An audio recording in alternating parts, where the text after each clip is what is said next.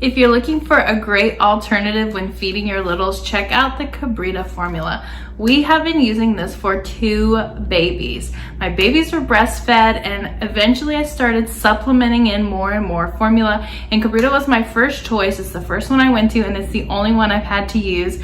With my first baby, they did not have the infant formula. They only had the toddler formula at the time, and under my doctor's direction, I gave her this, and it worked so well with her that when the second baby came around, we went straight to this one, and they have the infant formula available now here in the US, and we have loved it. It is so gentle on tummies because it's goat milk and not cow's milk.